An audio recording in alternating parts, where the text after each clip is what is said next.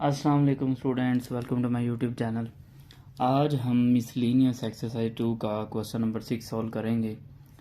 जैसा कि आपको स्क्रीन पर नज़र आ रहा है, सबसे पहले हम क्या करते हैं जी, क्वेश्चन को अच्छे से रीड करते हैं। उसके बाद फिर जो है हम इसको एक्सप्लेन करेंगे वन बाय वन, इसके हर एक पार्ट को।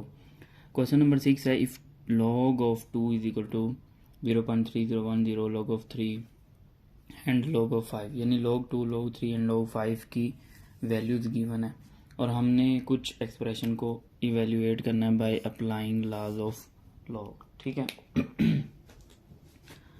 तो लॉज ऑफ log को भी हम जो है यहाँ पे सामने अपने रखते हैं ताकि आपको अच्छे से क्लियर हो।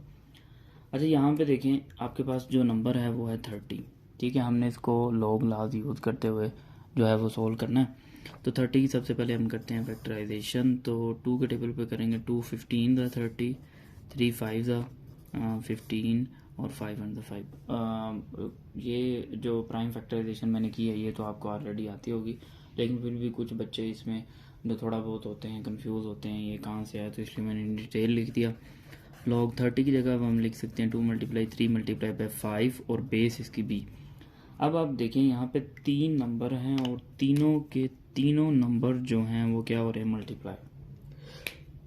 इसका मतलब है कि यहाँ पे यूज़ होगा प्रोडक्ट लॉ। और प्रोडक्ट लॉ क्या होता है, अब यहाँ पे लिखते हैं, रेफरेंस देते हैं बाय यूजिंग प्रोडक्ट लॉ। अब प्रोडक्ट लॉ में हमने क्या करना होता है कि अगर हमारे पास कोई बेस b है और यहाँ पे दो नंबर मल्टीप्लाई हो रहे हैं तो हमने इनको क्या करना होता है, log m with base b plus log n with base b, इस तरह से लिखना होता है। यानी कि हर एक नंबर को सेपरेट करके और हर एक नंबर के साथ उसी बेस के साथ log b लिखना होता है। तो अब हम ये एक्सप्रेशन लिखेंगे log 2 with base b plus log 3 with base b plus log 5 with base b। ठीक है। तो अब यहाँ पे आप वैल्यूज पुट करते हैं, log 2, log 3, log 5 की ये वाली जो वैल्यूज की मैंने log 2 की है, log 3 की है और log 5 की है। तो ये वैल्यू जब लगाएंगे जो जगह 0.3010 प्लस 0.4771 और प्लस 0.6990। अब हम इनको क्या करेंगे, कैलकुलेटर पे सॉल्व करेंगे। तो कैलकुलेटर पे जब इनको लिखेंगे इन सारी वैल्यूज़ को, 0.3010 प्लस 0.4771 प्लस 0.6990, तो इसका जो आंसर आएगा इस तरह से आएगा, लेकिन हमने डेसिमल में देना है। तो ये जो आपको डेल के ऊपर वाला बटन नज़र आ रहा होगा SND वाला, इसको प्रेस करेंगे तो हमारे पास आंसर आ जाएगा 1.4771। तो ये इसका फाइनल आंसर होगा। अब हम करते हैं इसका जी नेक्स्ट पार्ट नंबर 3 पहले करेंगे, 2 बाद में करें जी। नेक्स्ट हमारे पास पार्ट नंबर 3 है। पार्ट नंबर 3 में जैसा कि आपको नज़र आ रहा है कि हमारे पास जो है,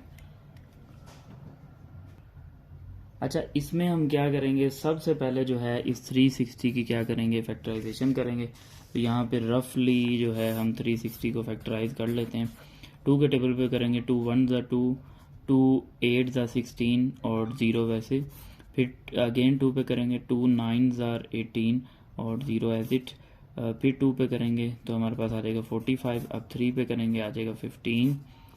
देन फिर 3 पे करेंगे 5 और ये। फिर देखें 3 टाइम्स 2, 2 टाइम्स 3 एंड 1 टाइम 5।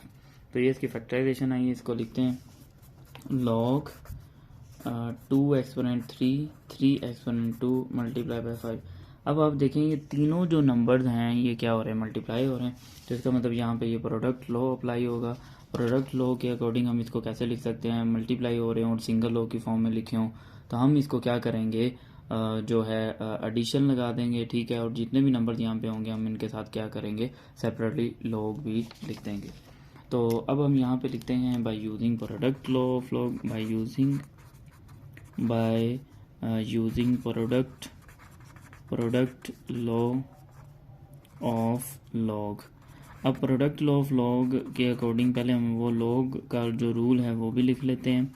ये इक्वल होगा log of m with base b plus log of n with base b।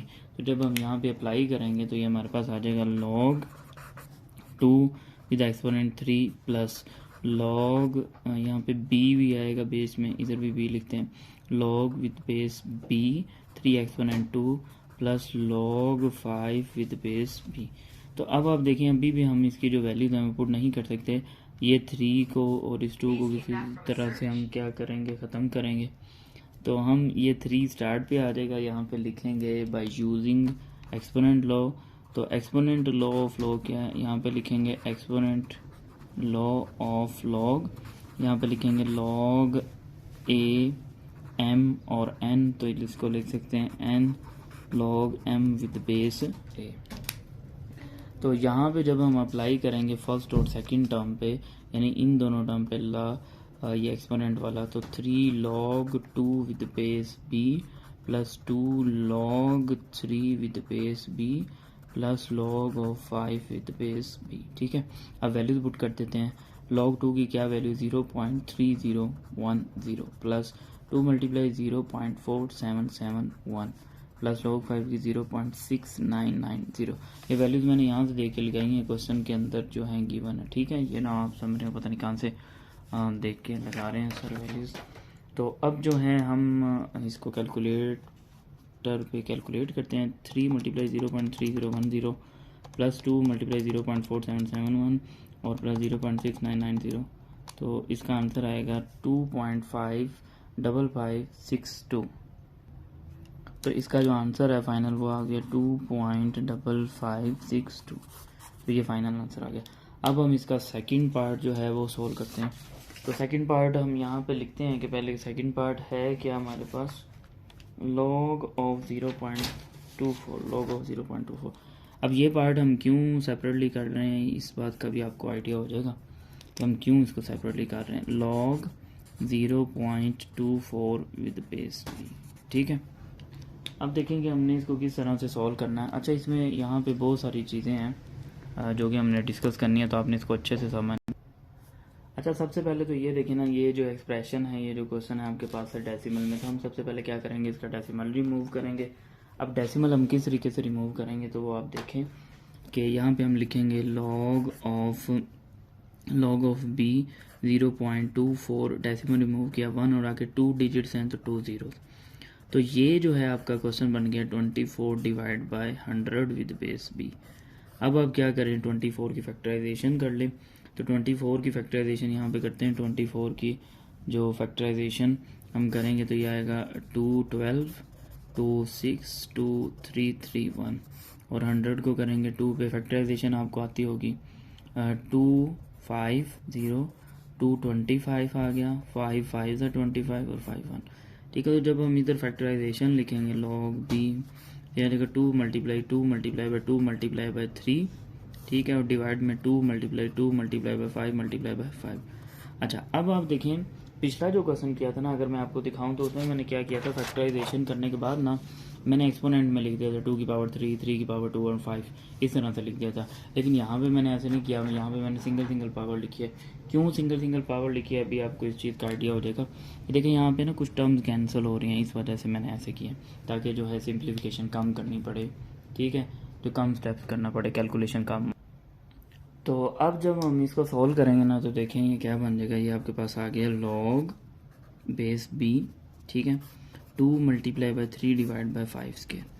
अब आप देखें इसमें मल्टीप्लिकेशन भी आ रही है, डिवीजन भी आ रही है, इसका मतलब प्रोडक्ट लॉ भी यूज़ होगा, क्वोशंट लॉ भी यूज़ होगा। लेकिन हमने एक रूल पढ़ा हुआ है, that is board mass rule. ठीक है, अब बोर्ड मास रूल में पहले डिवीजन आती है, फिर मल्टीप्लिकेशन आती है। तो हम सबसे पहले क्वोशंट लॉ यूज़ करेंगे। तो हम यहाँ पे लिखेंगे बाय यूजिंग क्वोशंट लॉ, जो कि कुछ इस तरह से होता है log base b m divide by n। तो ये इक्वल हो जाएगा log m with base b minus log n with base b। ठीक है, तो जब हम यहाँ पे अप्लाई करेंगे तो किस तरह से अप्लाई करेंगे, देखिए हम लिखेंगे log न्यूमिरेटर, ये न्यूमिरेटर माइनस log डिनोमिनेटर।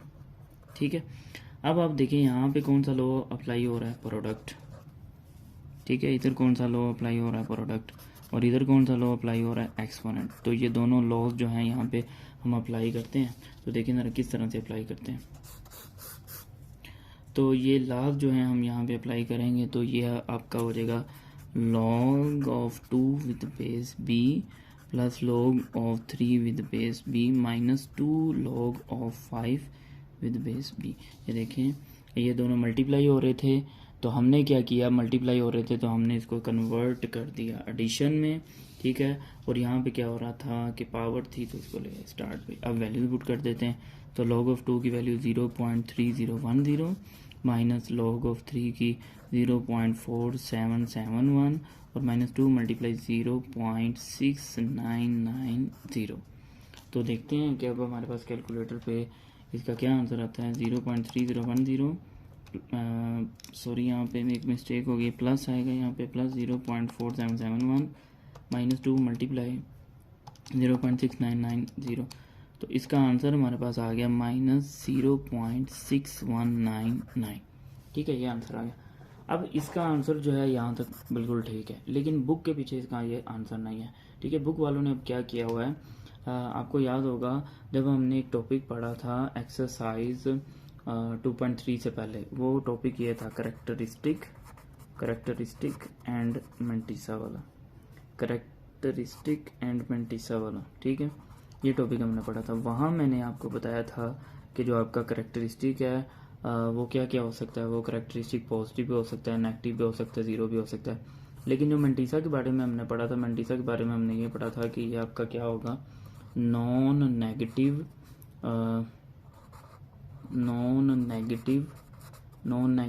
क्या होगा, नॉन नेगेटिव कोई नंबर होगा और नॉन नेगेटिव नंबर के साथ वो क्या होगा, लेस देन 1, ठीक है।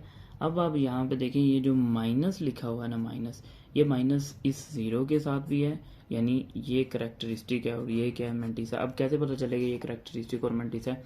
देखें आपने एक नंबर का लॉग फाइंड किया, यानी 0.24 का लॉग फाइंड किया, तो हमने पढ़ा था कि जब भी हम किसी नंबर का लॉग फाइंड करते हैं, फॉर एग्जांपल कोई नंबर x है, तो उसका जो आंसर आता है वो करेक्टरिस्टिक, फिर डेसिमल और फिर मेंटिसा, इस तरह से।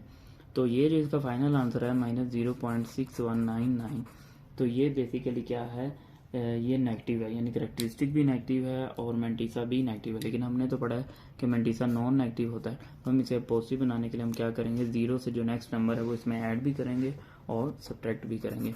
तो हम यहाँ पे लिखेंगे ऐड